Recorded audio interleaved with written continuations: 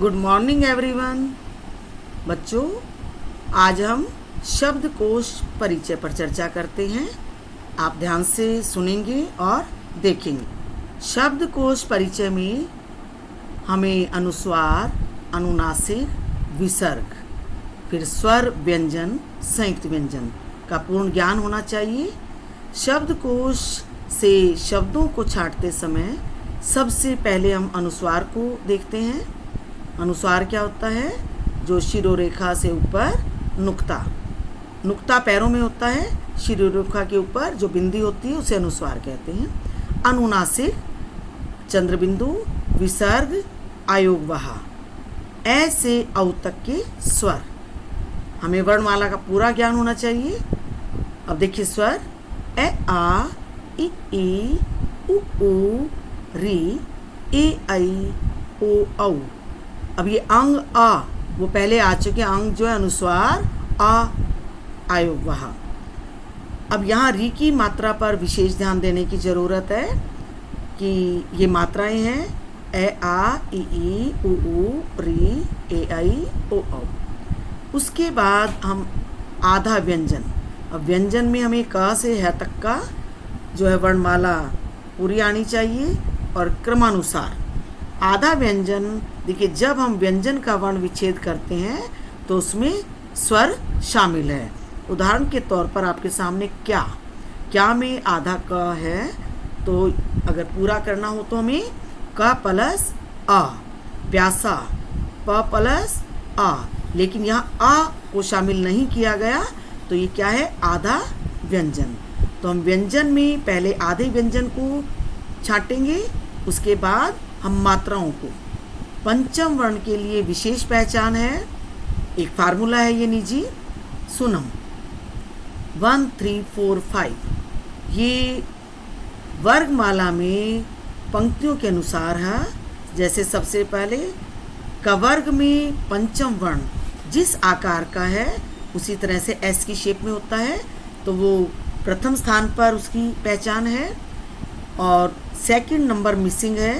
अब मिसिंग का मतलब क्या है कि यहाँ सेकंड में या उसकी वर्णमाला में कोई जो है विशेष उसकी पहचान के लिए वर्ण नहीं रखा गया, तो आप इसे याद रखेंगे कि चवर्ग का पंचम वर्ण।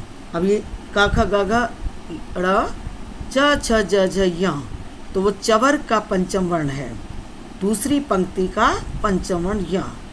तीसरी पंक्ति ट वर्ग, उसकी देखिए या ना जो है वो इसी आकार का होता है, यू शेप में। तवर्ग का पंचम वर्ण ना, पवर्ग का पंचम वर्ण मा। आप देखिए संयुक्त व्यंजन। संयुक्त व्यंजन क्ष, त्र, ज्ञ, श्र, श्री, द। अब यहाँ हमें पहले इनका वर्ण विच्छेद करना होगा।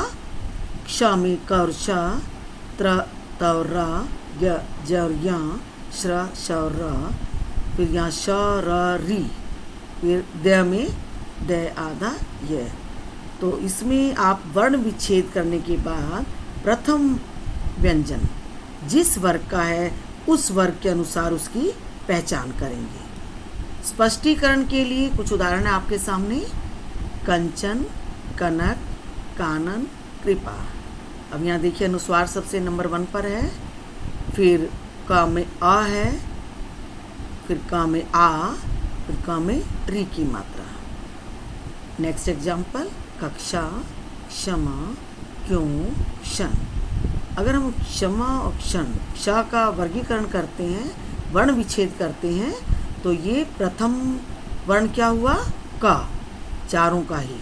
लेकिन उसमें आप ध्यान देंगे क में जो है आ है, फिर क में श है, फिर क में य है, फिर क में क्ष। अब यहाँ क में ए की मात्रा सबसे पहले होती है, तो प्रथम वर्ण पर। फिर क में य जो है द्वितीय नंबर पर है, क में श। अब यहाँ दोनों जगह क्षमा और क्षण सिमिलर हैं, तो हम नेक्स्ट वर्ण पर चलेंगे, म और न। तो म और न में से कौन सा पहले आता है? न। तो इसलिए तीसरे नंबर पर क्या हुआ? क्षण, और चौथे पर क्षमा। नेक्स्ट एग्जाम्पल राक्षस, राकेश, राका, द्रवित। अब यहाँ भी हम पहले व्यंजन का वर्ण विच्छेद। अब र में आ की मात्रा है, फिर भी रे में रा की मात्रा है राकेश में, फिर राका में भी रे में आ की मात्रा है, फिर द्रवित। द्रवित में देखिए द आधा और र पूरा है। जब कोई भी मात्रा लगती है, जिस व्यंजन के साथ लगती है वो व्यंजन आधा होता है। तो सबसे पहले कौन सा आना चाहिए? द्रवित, क्योंकि द जो है वो रे से पहले आता है। फिर तीनों सिमिलर हैं, राक्षस, राकेश, राका। फिर इनमें हम मात्राएं देखेंगे। अब राका, राकेश, राक्षस तीनों में ही आ की मात्रा है। फिर हम अगले व्यंजन पर चलेंगे। श, फिर क में ए की मात्रा और इधर क में आ की मात्रा। तो देखिए ए और आ की मात्रा में से पहले कौन सा आता है? आ। तो ये राका दूसरे नंबर पर हुआ। फिर ए की मात्रा, उधर फिर जो है श जो है, या क में श मिला तो ये लास्ट नंबर पर। नेक्स्ट एग्जाम्पल, जोर, ज्येष्ठ, ज्ञान, ज्ञानोदय। यहाँ भी हम हर व्यंजन का पहले वर्ण विच्छेद करेंगे। जोर में जय में ओ, ज्येष्ठ में ज में य, ज्ञान में जय में न या। फिर यहाँ थर्ड नंबर पर जो ज्ञानोदय है, ये आपका ज्ञ में जय में ज्ञ है, य और आ की मात्रा। अब इसमें औ की मात्रा सबसे पहले नंबर पर है, ए आ। अब यहाँ आएगा कि ज्ञा, ज्ञा में जो है आ की मात्रा जय प्लस य प्लस आ तीसरे नंबर पर है।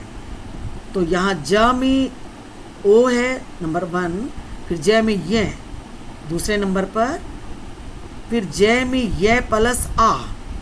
अब यहाँ ज्ञान और ज्ञानोदय दोनों में ज्ञा सिमिलर हैं, तो हम क्या करेंगे? थर्ड नंबर पर आ जाएंगे।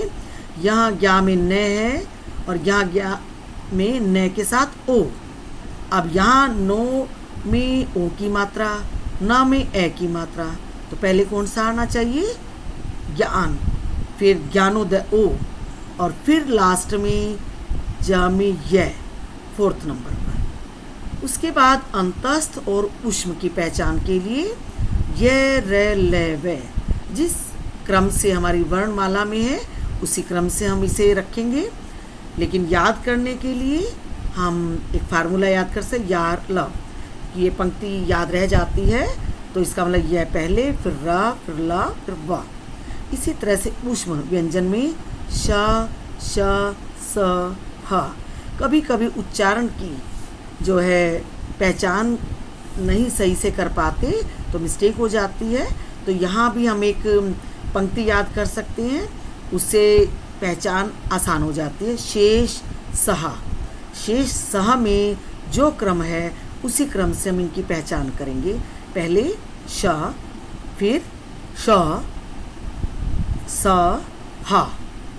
तो इस तरह से हम वर्णों की पहचान शब्दकोश से शब्दों को छांटने के लिए कर सकते हैं। बच्चों, आज का होमवर्क है वर्णमाला का पूर्ण ज्ञान। देखिए, इस चैप्टर के लिए हमें फिर से अपनी प्राइमरी कक्षा की तरफ लौटना पड़ेगा। यह क्वेश्चन हम कर तभी पाएंगे जब हमें वर्णमाला पूरी याद होगी, उसकी पहचान होगी, और शब्दकोश से शब्दों का छांटना तभी संभव है। तो आप प्लीज़ वर्णमाला को अच्छे से याद करेंगे। क्वेश्चन किसी भी तरीके से आ सकता है। कुछ शब्द देकर आपसे पूछे जा सकते हैं कि इन्हें क्रमानुसार शब्दकोश के आधार पर रखिए। दूसरा कि शब्दकोश से किस तरह से शब्दों को छांटा जाता है वो क्रम बताइए। तो एग्जामिनर किसी भी तरीके से क्वेश्चन पूछे तो उसके लिए हमें वर्णमाला का ज्ञान होना अनिवार्य है। Thank you.